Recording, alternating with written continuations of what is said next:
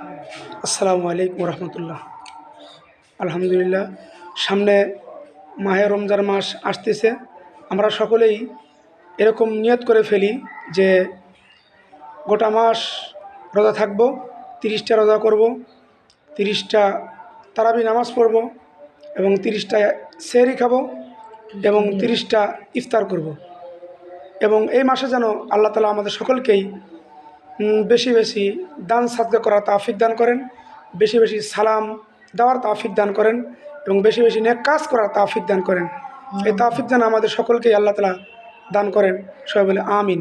এবং সবাই নিয়ত করব আল্লাহ তাআলা যেন আমাদের সকলকেই সুস্থতা রেখে গোটা মাহে রমজান মাস সঠিকভাবে তার ইবাদত, আল্লাহর হুকুম, নবীর তরিকা চলার তৌফিক দান করেন।